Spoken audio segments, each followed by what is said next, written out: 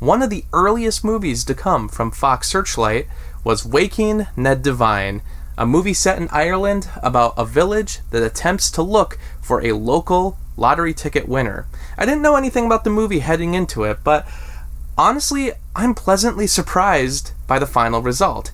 It's a charming little story with older lead actors, quirky humor, and an overall sentimental attitude. Waking Ned Devine. It has that type of independent title where you don't really know what to expect, but from the poster, you get the sense that this is a smaller film about the human spirit. In a sense, that's very much what this is about. The late Ian Bannon plays Jackie O'Shea, a man obsessed with winning the lottery and dreaming about money.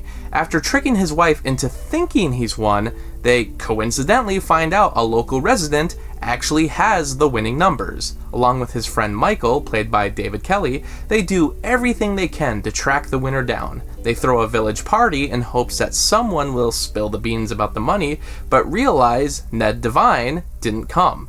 Jackie visits his home only to find that the ticket is in Ned's cold, dead hands. Now they need to decide if they keep the ticket for themselves or come clean about the situation. It reminds me that I never saw the movie Lottery Ticket in 2010 because those trailers are eerily familiar to Waking Ned Devine's story. Regardless, I also think about movies with older actors on a money-hungry journey, like It's a Mad, Mad, Mad, Mad World, or the obscure Dick Van Dyke comedy Cold Turkey. For that reason, I kept expecting a dark ending where the entire town is fighting amongst each other, or Jackie ends up in prison for the obvious crimes that happen throughout. But since everyone has a sweet personality, I kept hoping that they'd succeed in their plans. Due to its somewhat uplifting nature, this doesn't end the way you'd think. I love Jackie's never-ending pursuit of finding the winner. This is meant to be a very small village, and as someone who grew up in a very small town, I can say that this kind of activity is common. It makes sense that Jackie would want to track down the ticket, even for curiosity's sake. I like that the search has a few stops along the way. The characters have to solve a mystery, and once they find the winner, Ned Devine, the farce only grows more. Ned Devine is dead, probably from the shock of winning, and Jackie originally takes the winning ticket, with Michael deciding they should split the earnings.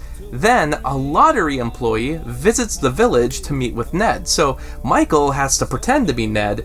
Then they have a funeral for Ned, only for the lottery employee to show up as well. Even when Jackie has a change of heart, deciding to split the winnings amongst the small town, one of the villagers decides to use this as an opportunity to blackmail him into giving her a bigger percentage.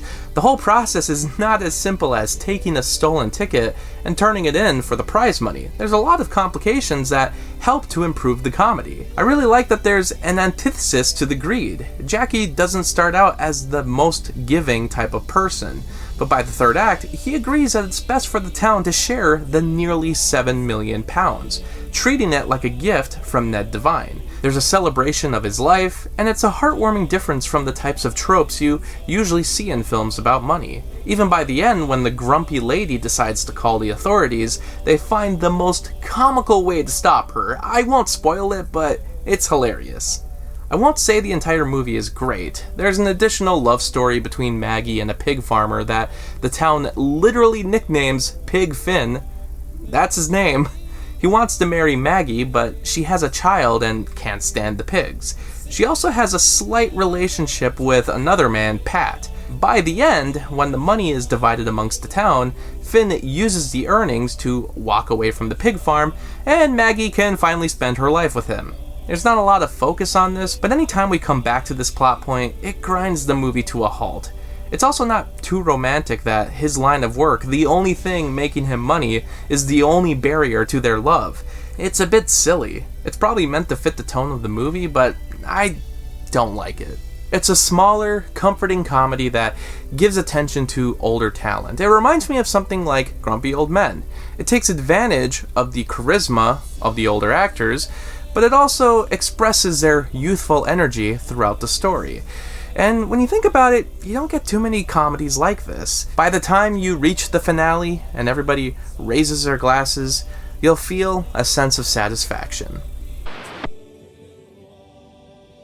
Special thanks to Lauren for this Patreon request. Thanks for watching the video, and special shout out to Lauren, Anthony, Anna, Kirsten, Spencer, Lucas, Ryan, and Robert for supporting me on Patreon. By joining my Patreon, you can get exclusive blogs and videos, and for just $7, you can get your own monthly movie review. I hope you stick around, cinephile, and have a happy, productive day.